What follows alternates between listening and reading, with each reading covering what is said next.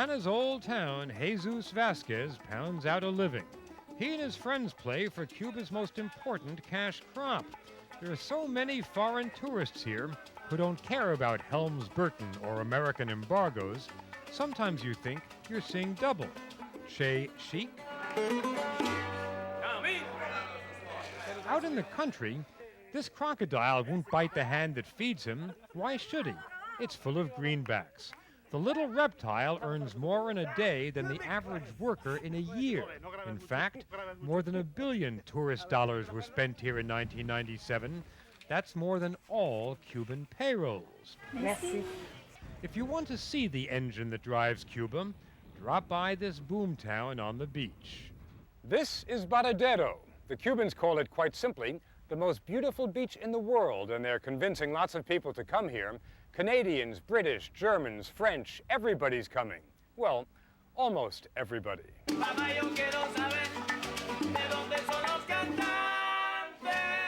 You find anything unusual about Cuba? There are no Americans? And how's that? Strange. Because you usually find them wherever you go. If Baradero is the kingdom where tourists are today's royalty, its old palace sits high on a seaside hill. It's called Xanadu and was built by the Kubla Khans of the 1930s, the American DuPonts. It's soon to become a golf clubhouse, a project Fidel himself is promoting.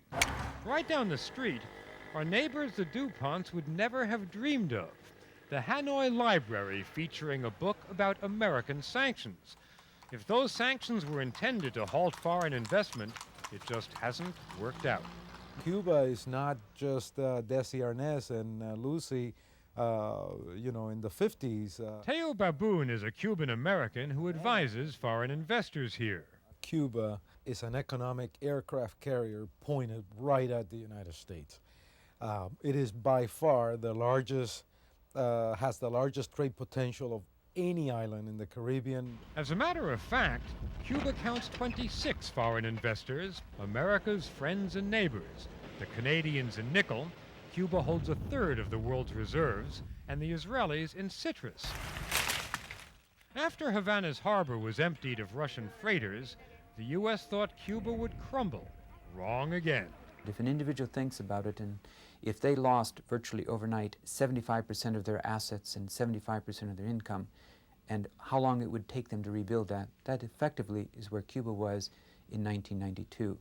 But 6 years later, Havana is coming back, and in the oddest way, the embargo has become the guardian of Cuba's charm. So how do you feel about Cuba being closed off to Americans? Well, I love Americans. Being Canadian, we're good neighbors, but I'd hate to see Americans have access to this place. The Cubans themselves are kinder. They make the same distinction the Vietnamese made all those years. They admire the American people.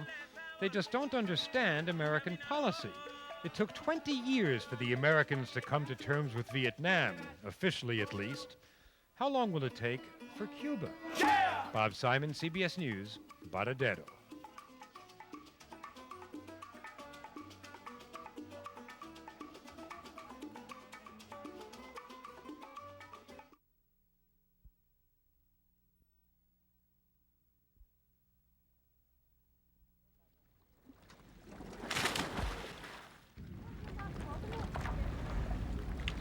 It's sunny and secluded and just a few hours from Havana.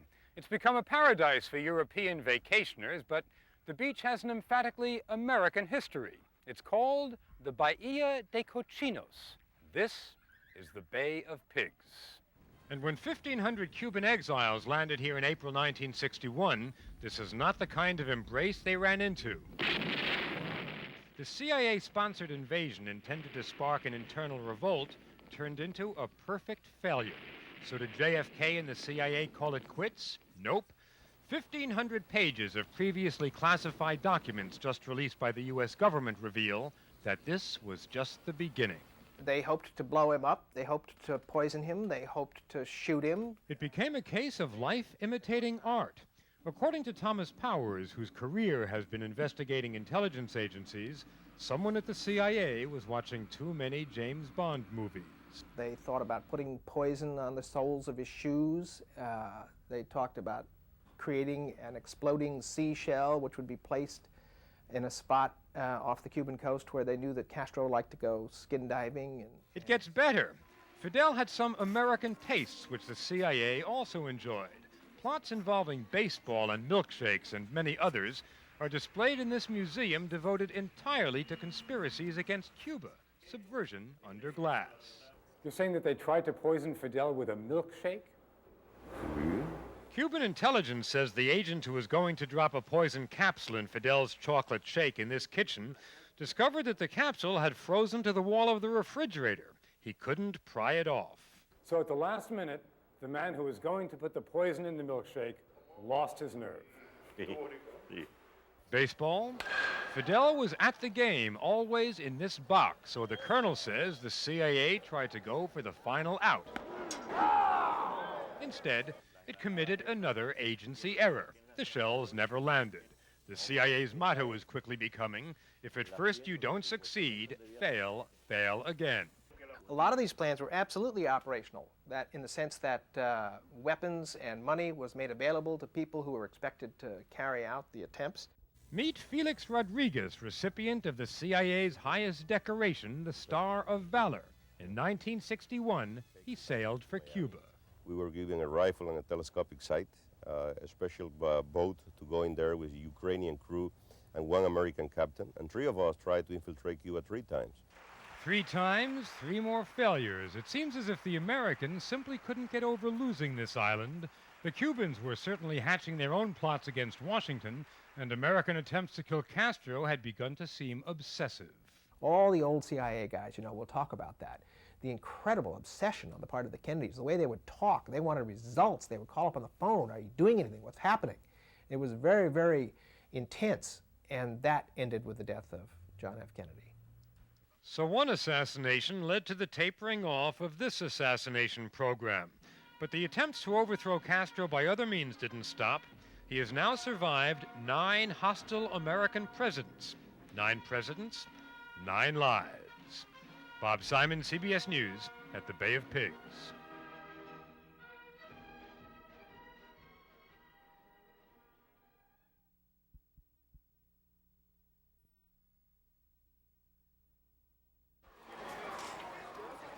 In a way, Cubans are like Americans. They've become masters of the do-it-yourself, from brewing beer to maintaining Buicks. In fact, a good place to reflect on Cuban life may be at the old car show. This is where the fabulous 50s are alive and well. Chevrolet 57 Bel-Air. The proud owner of this 57 Chevy says his car has had only one owner, low miles, and has been garaged. Sound familiar?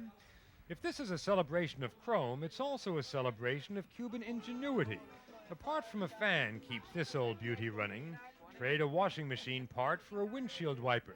The kind of ingenuity you always find in a country outlawed by the United States. And after browsing at the car show, grab a bite to eat. Stop at a parador, little restaurants allowed to operate out of homes. The menu is liberally spiced with more Cuban ingenuity. We always knew potatoes grew underground, but until we came here, we never knew how far underground. Owners get their French fries from a booming subterranean economy. What's available at the state stores is old and rotten. Another Cuban entrepreneur told us that from the minute he gets up in the morning, everything he does is illegal. The breakfast milk was stolen and sold to him. He gets chickens from a doctor who just graduated from medical school and now raises poultry for a living. To survive in Cuba is to be an outlaw. Legitimate shopping here is an adventure. If you can't find what you want at the corner market, and you probably can't, move uptown to the farmer's co-op where the state takes a hefty cut. It's more extensive, much more expensive. A pound of ham, 6 days' pay, $2. And if you have dollars, the sky's the limit. Down in the old town, things are neither socialist nor pious. How's life like in Cuba right now? It's just like always. But maybe a bit more relaxed than usual. This man wanted to talk to us about politics. That's right, politics. What kind of system do you want? I would like a regime that wasn't be so authority. So authoritarian. So authoritarian, that's the word. And if the old man we met is daring to be different, here's Hector Rocco, who lives in about the only establishment in town with no Fidel or Che posters. You were 20 years old when you decided to become a seminarian. How did your family and friends react? Well, my family was somehow afraid. Afraid? But not anymore. Later, we ran into Hector's mom waiting in line to buy a pumpkin. Now she's proud her son wants to be a priest because, she says, her country needs priests and what they represent. You say that Cuba needs new values. What about the old revolutionary values? Oh, they have gone away. I don't know where they are. I don't know where they are. They went away. And over on the Malecon, the city's seafront, the once stately homes remain as empty as the promises of the revolution. The whole country needs a fresh coat of paint. A new philosophy might help too. Those beautiful 50 sedans, like Cuban socialism, out of fashion, but still on the road. I'm Bob Simon, on assignment in Havana.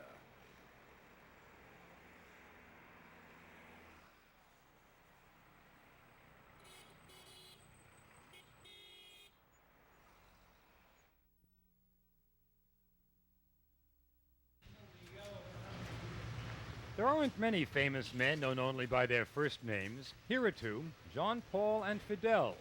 Many people don't even know the Pope's family name, Boitilla. Everyone knows Fidel's, but he doesn't use it. He signs proclamations, banners, even the most solemn memorials, simply Fidel. You wouldn't think that the communist and the Catholic would have much else in common, but think about it. They're both fervent patriots who struggle to free their lands of foreign domination. They're both true believers in a world where skepticism and materialism are more the fashion. And they both preach many of the same things, concern for the poor, an end to the embargo. They both rule over islands, one in the Caribbean, one in Italy. And they both rule with an iron hand. Neither is tolerant of dissidents. Castro puts his in jail, a rather rude form of excommunication. On doctrinal matters, they're both out of step with large parts of their flock. Castro preaches no to capitalism, the Pope preaches no to birth control, and people listen politely. They've both been targets of assassination attempts. Ironically, one lone psychopath got far closer to killing the Pope than the CIA ever got to Castro. Even though they've met only once before, their destinies have been linked. The Pope played a large role in the collapse of the Soviet Empire, which changed Castro's life, almost broke him. Speaking of roles, they're both men of the theater. The Pope was an actor before he became a priest. Castro is always on stage. But perhaps the ultimate similarity is this. There's only one Pope, there's only one Fidel. Two grand old men. One an apostle of Christ, the other of Karl Marx. But in the grand sweep of history, there's a more important distinction. The Pope knows his successor will be a Catholic. Will Castro's be a communist? Maybe the Pope is here with that very question in mind. But of course, it's purely a pastoral visit, just like the pastoral visits he once made to Poland. No politics intended. You can say that, but please, smile if you do. Bob Simon, CBS News, Havana.